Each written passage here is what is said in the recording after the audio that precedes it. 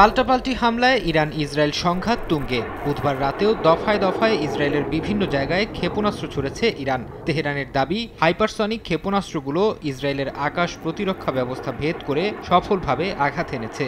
আইআরজিসির দাবি, তাদের হামলায় ইসরায়েলের প্রতিরক্ষা ব্যবস্থা পুরোপুরি ধ্বংস হয়েছে।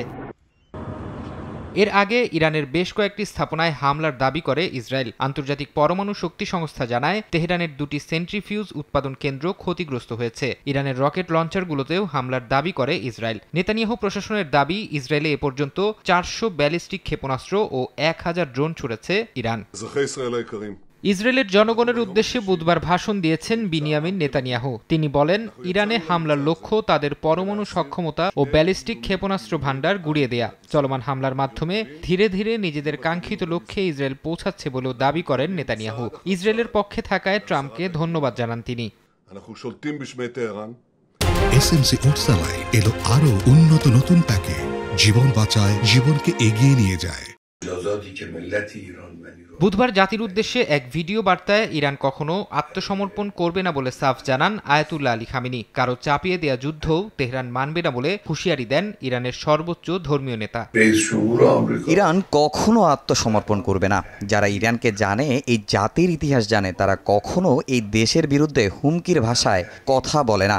আর আমেরিকানদের জানা উচিত, মার্কিন যে কোনো সামরিক হস্তক্ষেপ তাদের জন্য অপূরণীয় ক্ষতি ডেকে আনবে। ইসরায়েল ইরানে হামলা চালিয়ে যে ভুল করেছে, তার জন্য তাকে শাস্তি পেতেই হবে। এদিকে আয়াতুল্লাহ আলী খামেনির আত্মসমর্পণ প্রত্যাখ্যান করার সিদ্ধান্ত ভুল বলে মন্তব্য করেছেন মার্কিন প্রেসিডেন্ট ডোনাল্ড ট্রাম্প। বুধবার হোয়াইট হাউসে সাংবাদিকদের মুখোমুখি হয়ে ট্রাম্প বলেন, ইরান 60 দিন সময় পেয়েছিল, কিন্তু তারা ভুল সিদ্ধান্ত নিয়েছে। ইরানে ইসরায়েলের হামলায় যোগ দেবেন কিনা তা নিয়েও প্রশ্ন জিইয়ে রাখেন ট্রাম্প। মার্কিন প্রেসিডেন্ট বলেন, ইরানে হামলায় অংশ নেওয়া প্রশ্নে এখনো কোনো সিদ্ধান্ত নেননি। কি করব সে সম্পর্কে আমার কিছু ধারণা আছে, কিন্তু আমি এখনো চূড়ান্ত সিদ্ধান্ত নেইনি। ইরান কোনোভাবেই পারমাণবিক অস্ত্র পেতে পারে না। ধ্বংসযজ্ঞ অনেক বেশি হবে এবং তারা সেটা ব্যবহার করবে। আমার দৃষ্টিতে ব্যাপারটা খুবই সহজ, তারা পারমাণবিক অস্ত্র পেতে পারে না।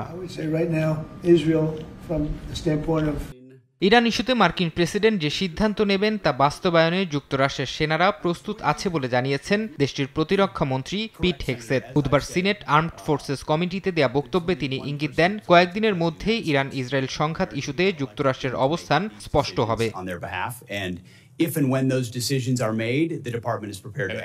ইরানি কর্মকর্তারা হোয়াইট হাউসে বৈঠকের জন্য অনুরোধ জানিয়েছেন বলেও দাবি করেছেন মার্কিন প্রেসিডেন্ট ডোনাল্ড ট্রাম্প। তবে তার এমন মন্তব্য প্রত্যাখ্যান করেছে জাতিসংঘে ইরানের মিশন। এক বিবৃতিতে ট্রাম্পের এই দাবিকে মিথ্যা বলে মন্তব্য করেন তারা।